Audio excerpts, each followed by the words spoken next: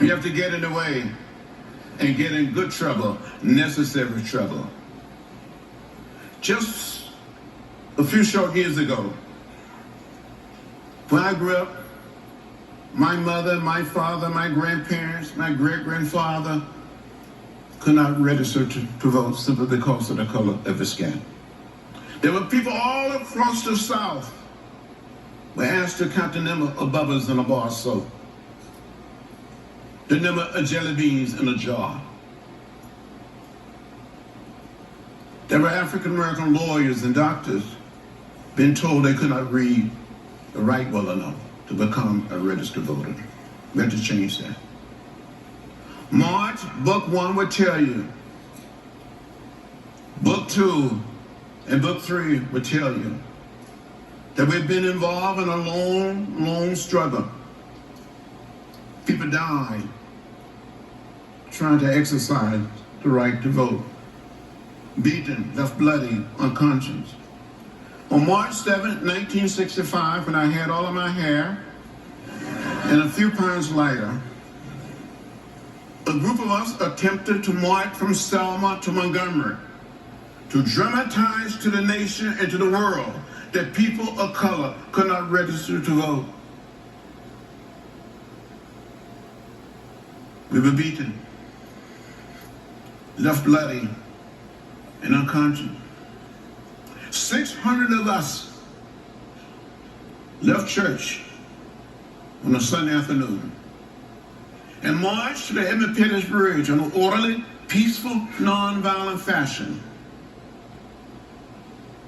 I was leading the march with Jose Williams on Dr. Martin Luther King Jr.'s staff. We get to the edge of the bridge. Jose Williams said, "John, can you swim?" I said, "No." I said, "Well, Jose, can you swim?" He said, "A little." I said, "Well, there's too much water there. We're not going to jump. We're going forward." And we continued to walk. And members of Alabama state troopers came and said, "This is an unlawful march. Will not be allowed to continue. I give you 3 minutes to disperse and return to your homes or to your church." And Jose Williams said, "Major, give us a moment to kneel and pray." Again, he said, "Troopers advance." I said, "Major, may I have a word?" He said, "There will be no word." Again, troopers advance. You saw these men putting on their gas masks. They came toward us, beating us with nightsticks and bullwhips, shrimping us with horses and releasing the tear gas. I was the first person to be hit. Was hit in the head by a state trooper with a nightstick. My legs went from under me. I thought I saw death. I thought I was going down that bridge. I had a concussion on that bridge. And a group of young men took me back across the Edmund Pettus Bridge, back to a little church, Brown Chapel AME church that we had left from. And somehow I was able to stand up. 17 of us had been hurt. They asked me to say something, and I stood up and said something like, "I don't understand it. How President Johnson can send troops to Vietnam and cannot send troops to Selma, Alabama to protect people who only desires to register to vote." The next thing I knew, I'd been admitted to the Good Samaritan Hospital, operated by a group of nuns who took care of us.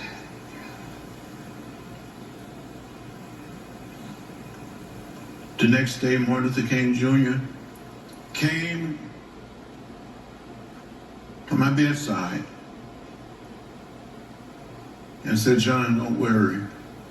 I made an appeal for religious leaders to come to Selma." That following Tuesday, more than 1,000 ministers, priests, rabbis, and nuns came and marched across the bridge. That evening, after the march was over, 3 young ministers went out to try to get something to eat. They were attacked. The one was so severely beaten by members of the Klan, he died about 3 days later at a hospital in Birmingham, Alabama.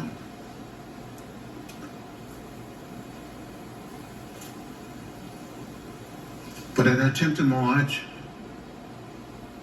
and the efforts on the part of these religious leaders hastened today from the President of the United States, Lyndon Johnson,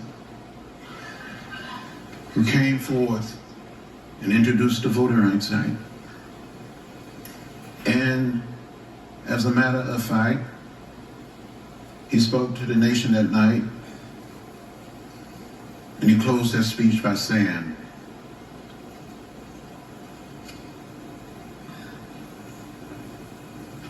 and we shall overcome. Using the theme song of the Civil Rights Movement. The first time an American president has said it. I was standing next to Dr. Martin Luther King Jr. I looked at him. Tears came down his face, and we all cried a little. So when people say nothing has changed, I feel like saying, come and walk in my shoes. I will show you change. Those signs are gone, and it will not return.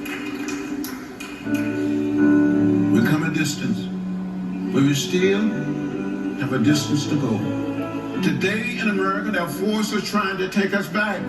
We've come too far, and we're not going back. We're going forward to create one America, one people, one family.